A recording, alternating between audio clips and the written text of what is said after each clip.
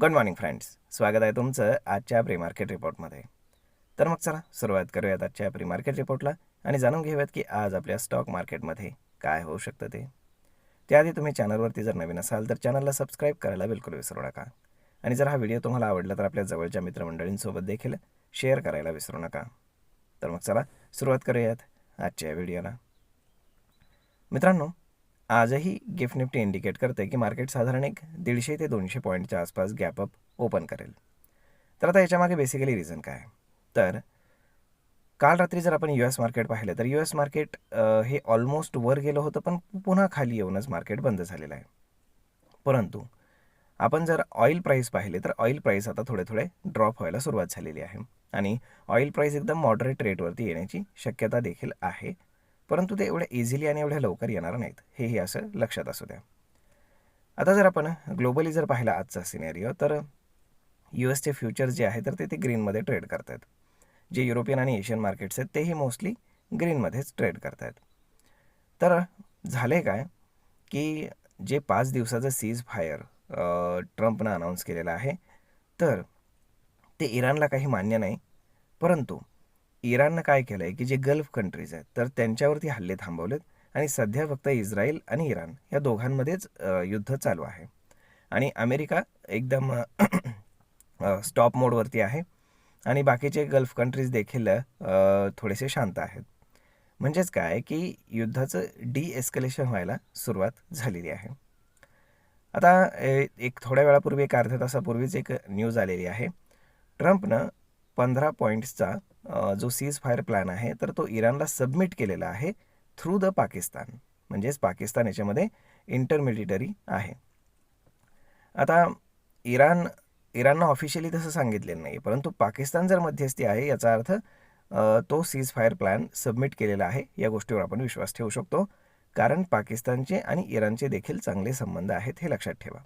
आणि या सगळ्या युद्धादरम्यान पाकिस्तानच होता जो इराणशी बातचीत करून गल्फ कंट्रीजमध्ये आणि अमेरिकेमध्ये समन्वय साधण्याचा प्रयत्न करत होता, हे लक्षात ठेवा.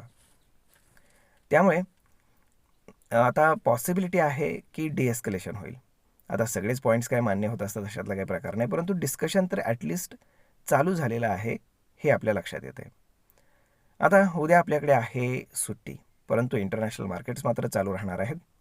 आणि परवा जर समजा परवापर्यंत हे जे काही त्यांचं बोलणं चालणं सुरू आहे याचं जर काही कन्क्ल्युजन आलं तर मग आयदर एक मोठा गॅप अप किंवा एक मोठा गॅप डाऊन आपल्याला पाहायला मिळू शकतो.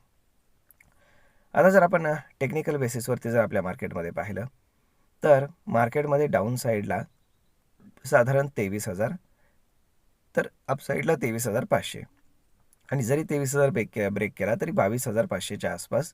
म्हणजेच काय, या दरम्यान मार्केट राहण्याची पॉसिबिलिटी आहे. ब्रॉडर रेंज 22,500 ते 23,500 आणि शॉर्टर रेंज 23,000 ते 23,500. आता जर आपण पाहिलं तर आज आहे सेन्सेक्सची एक्सपायरी, कारण उद्या सुट्टी असल्यामुळे एक्सपायरी आजच होणार आहे. त्यामुळे मार्केटमध्ये अगेन कालच्यासारखं मॅनिप्युलेशन आपल्याला पाहायला मिळू शकतं. हल्ली ग्लोबल मार्केट्समध्येच मॅनिप्युलेशन होत असतं, त्यामुळे आपल्या मार्केट्समध्ये मॅनिप्युलेशन होणं काही फार मोठी गोष्ट आता राहिलेली नाही आहे. तर मग आता जर आपण बाकीच्या गोष्टी जर पाहिल्या तर सध्या सगळं ठीकठाक आहे. म्हणजेच काय, no bad news is also good news अशातला प्रकार आहे. त्यामुळे कुठलीही बॅड न्यूज नसणं ही सुद्धा चांगलीच गोष्ट आहे असं आपण म्हणू शकतो. तर मग आता आज मार्केट कुठे बंद होणार, काय होणार हे पाहणं खूप जास्त गरजेचं आहे. कारण उद्या सुट्टी असल्यामुळे कोणते ट्रेडर्स पोझिशन घेऊन जाणार नाहीत, बेअर्स की बुल, हेही आपल्याला पाहावं लागेल. तर होप सो सगळं काही व्यवस्थित व्हावं हीच आपली अपेक्षा आहे. परंतु ऑइल प्राईस जसं ड्रॉप होत राहतील तसं आपल्याला मार्केटमध्ये स्ट्रेंथ येताना पाहायला मिळेल.